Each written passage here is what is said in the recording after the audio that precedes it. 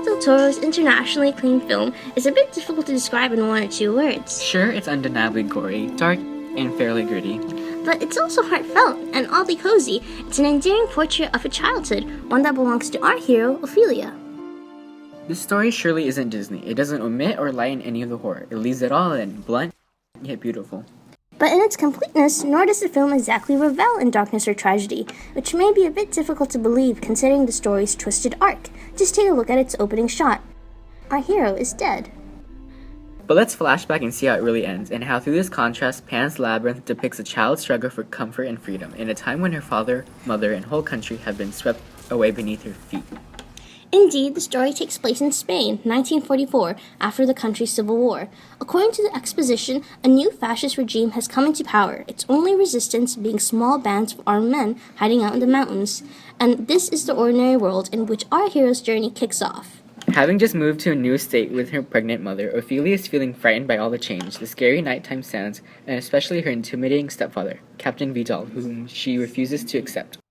But don't worry, Ophelia, we're all a bit afraid of the captain. He is, in fact, the villain. He's cold-blooded, clockwork, a mad machine, and all that hides beneath his leather gloves is nothing but pride, and his own father's greatness to live up to, which becomes the driving force to defeat the rebels and carry on his legacy. Escúcheme bien. Si tiene que escoger, salve al niño. Now Ophelia's anchored in an uncomfortable new world, figured by a damsel in distress, her mother, who doesn't truly understand her, and at the same time is becoming physically weaker. As well as an unpredictable and authoritarian stepfather. Fortunately, there are a few friendly individuals, including the story's great mother, Mercedes. Mercedes is the main servant, and from the start, she beamed with a bit of nobility, as she seemed to be guided by her own personal principles. As it turns out, she was helping her brother and his resistance, along with the captain's right-hand physician. Mercedes will be key in nurturing Ophelia here in the ordinary world, in the meanwhile being a symbol of strength and true fearlessness. Speaking of things getting harder, this becomes the case for Ophelia as well, but thankfully as an opportunity to escape. Her call to adventure comes in the form of a bug, who magically transforms into a fairy, just like in her storybook, and she can't help but follow it as it leads her into the night. Actress Ivana Vaquero's performance is wonderful in expressing Ophelia's enchantment. Ophelia never really refuses the call. In fact, quite the opposite is true. She's drawn towards it. Therefore, down the crooked staircase she goes, finally meeting her mentor.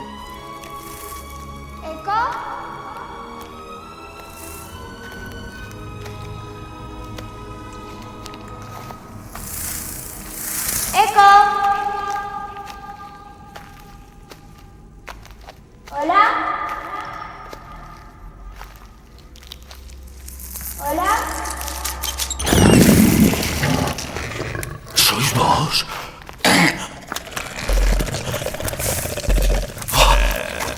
¿Sois vos? Habéis regresado. No os asustéis, os lo ruego. Mirad, mirad.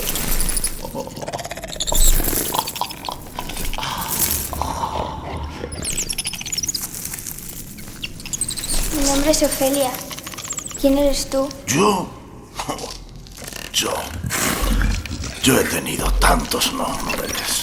Nombres viejos que solo pueden pronunciar el viento y los árboles. Yo soy el monte y el bosque y la tierra.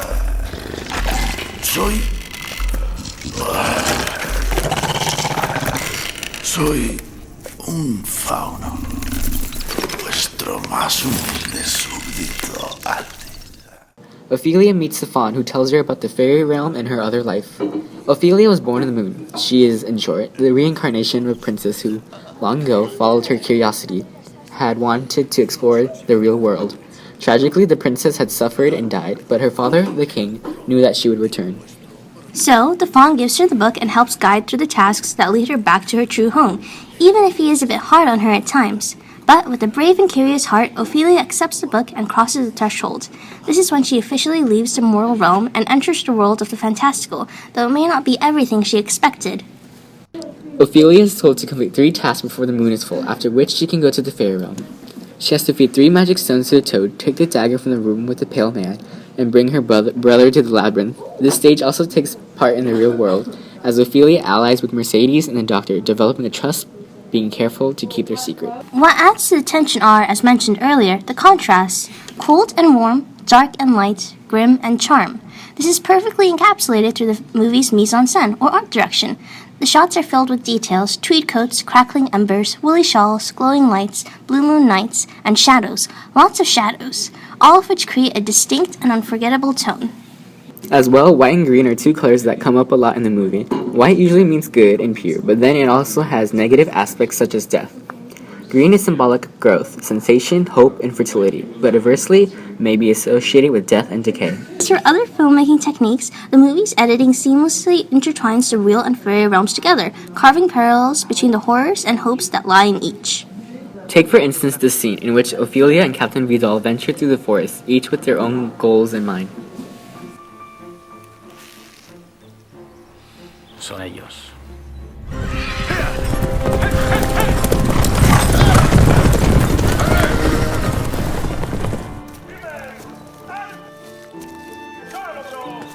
Al principio de los tiempos, cuando el bosque era joven, vivían en armonía los animales, los hombres y las criaturas mágicas.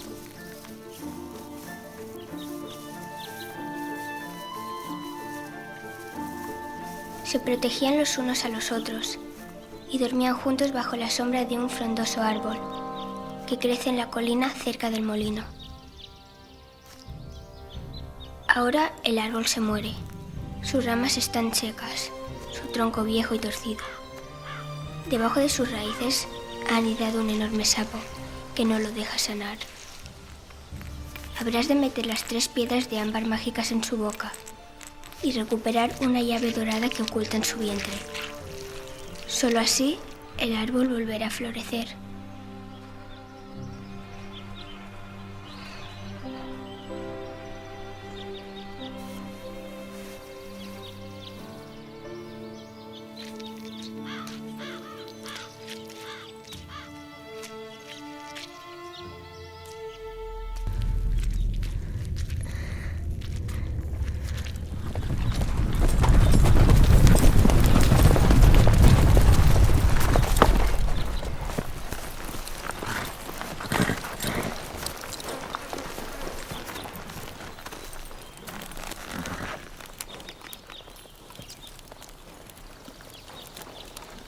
Hará menos de 20 minutos.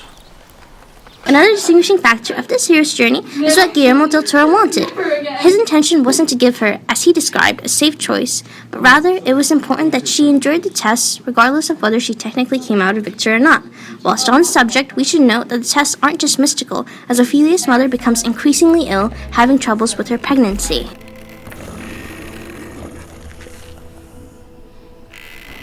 Habéis evitado la prueba. No. Mi madre está enferma. No es excusa para la negligencia.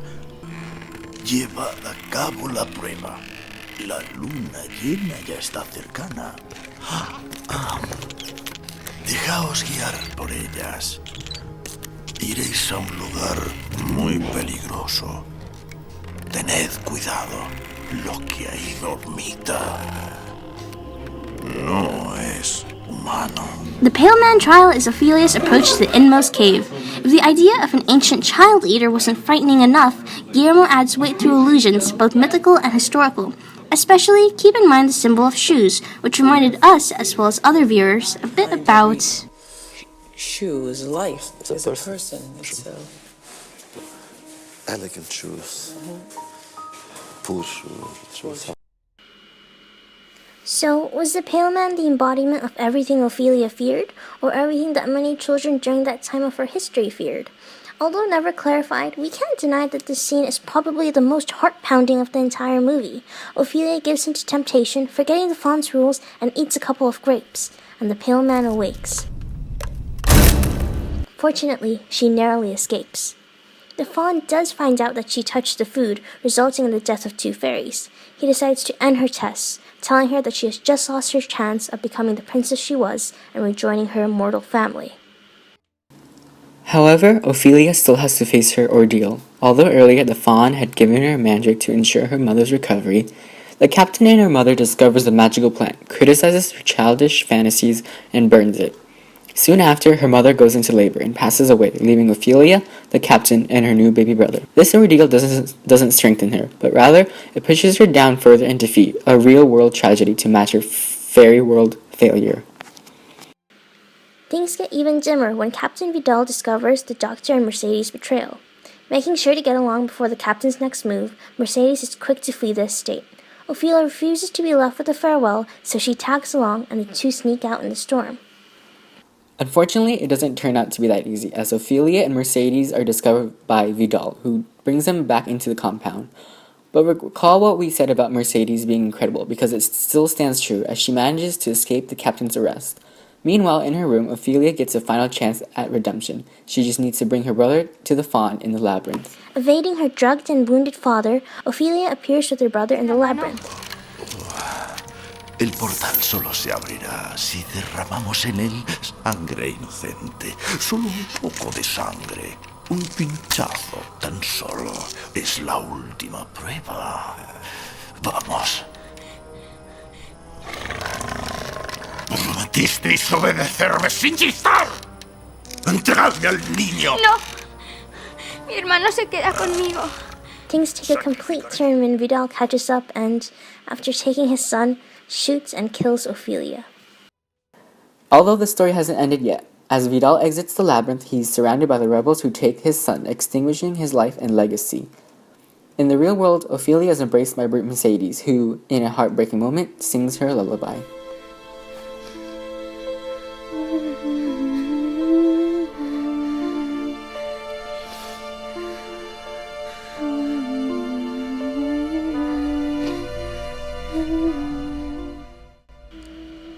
But actually, Ophelia herself is transported to the fairy realm. Acercaos.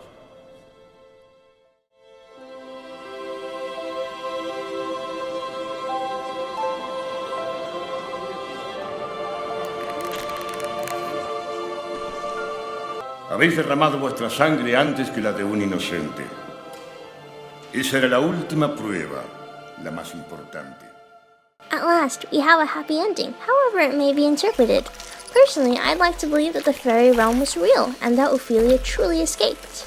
While I think that Ophelia did pass away and that the realm represents heaven, although the creatures she encountered were part of her imagination, one would say that she used to cushion herself away from the harsh, real world, which at the time provided no foreseeable relief or end. Whatever your take may be, the end does have a certain sense of peace and hope to it.